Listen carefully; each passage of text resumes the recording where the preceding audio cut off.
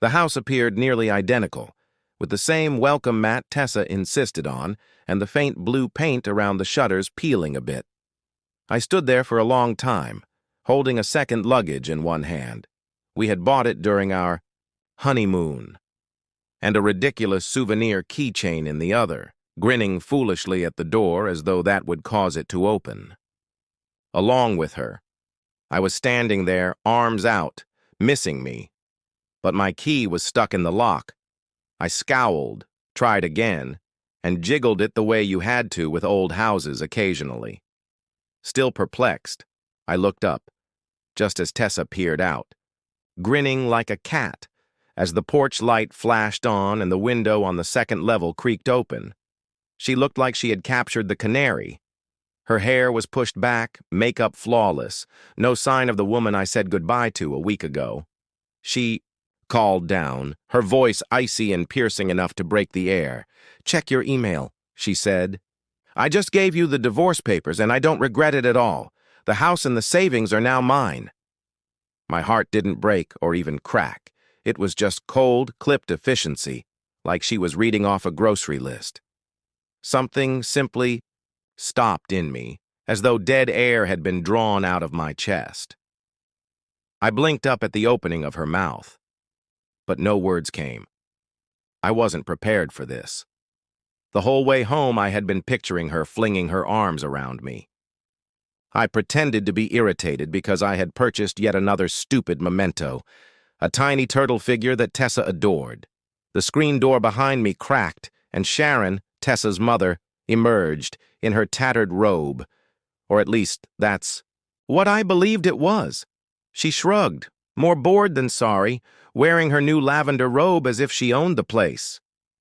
"They needed space," she replied nonchalantly, as if I were a UPS box dropped on the wrong porch.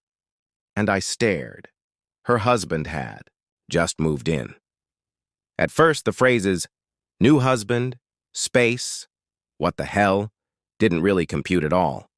Martin, her father, sagged behind her like a tired bodyguard.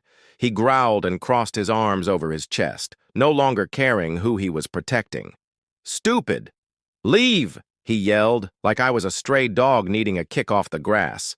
My instincts cried out to fight, to compel Tessa to come downstairs, to explain how the woman who used to sleep wrapped against me could now stand behind closed windows.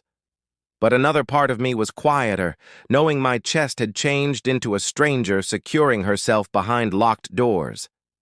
Perhaps older and wiser people realized it was useless. They weren't there to talk.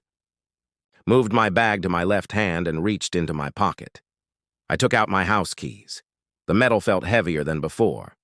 Peeling them off one by one until they cut into my palm, I placed the home key, garage key, even the dumb mailbox key carefully on the edge of the porch. No big show, no theatrics. Just finality. I gazed up one last half-second more, wishing, pleading for Tessa to lean out once more. Her cheeks cracking a little, maybe. Maybe she would reach out, whisper my name brokenly, show some guilt seeping through. But the glass crashed shut with a thud that reverberated louder than any slammed door ever could. And she didn't. She didn't realize it. In my pocket, the turtle. Keychain burned. I wanted to shatter something, throw it at the window, leave a crack in the flawless little picture she created. But I didn't. Instead, I slipped out my phone, thumb trembling. Opening my email app, I saw it. From Tessa Harlow. Cruel subject line. I didn't need to open the boring divorce paperwork. I just turned. The luggage wheels bumped over the cracks I had always meant to fix, but never had time for as I walked back down the driveway. Past the mailbox with our last name spelled in cheap vinyl letters. Past the garage door where she used to wave goodbye every morning. Harlow. Those letters were now useless by the curb. I called for a ride-sharing pickup, barely conscious of it, not even considering the airport. The driver showed up, stayed quiet, which I liked. I gazed out the window as the streetlights smeared against the darkness. Every mile away from that house felt like peeling off a layer of flesh. It wasn't just a place. It had been my life. Summer nights on the back deck, Sunday barbecues, Christmas mornings. When we struck the interstate, I let myself sip a cold beer and pretend that none of it had ever happened, even my warm wife.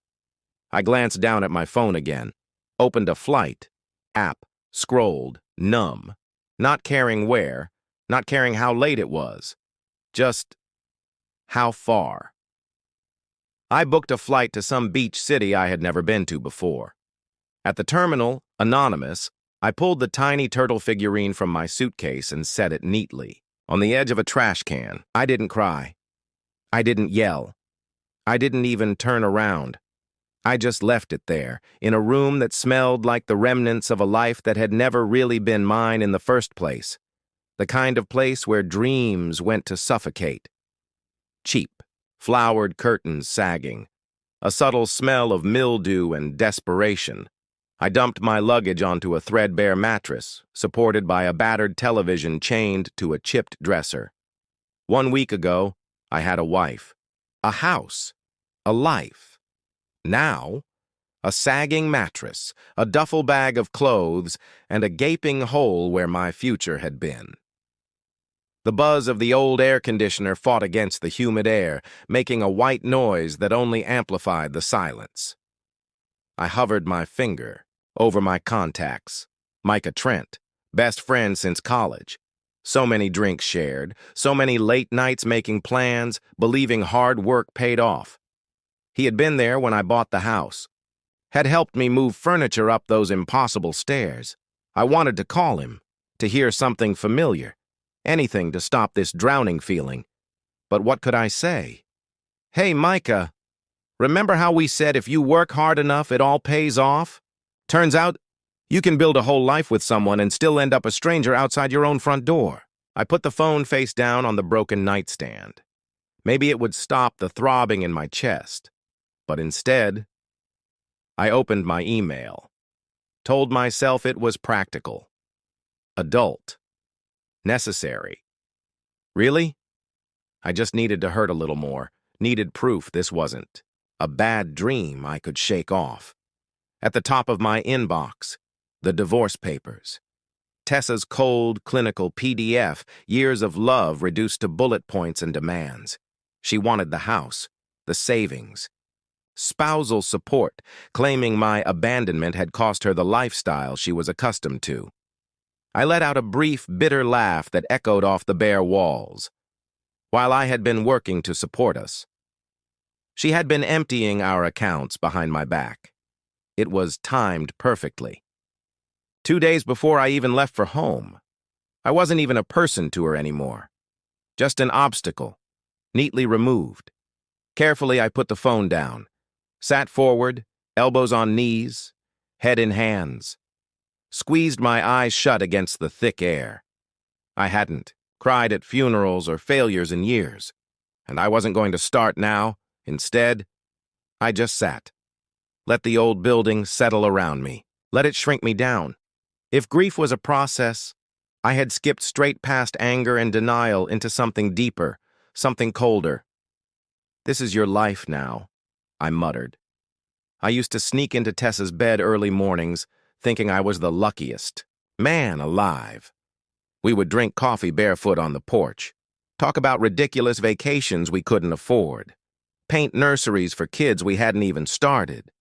Maybe those dreams were real once. Maybe they had soured and I just hadn't noticed. Got up stiffly, walked to the window, looked out at the parking lot lit with broken gold patches and flickering lights. A car alarm blaring somewhere in the distance. I leaned my forehead against the cold glass, closed my eyes.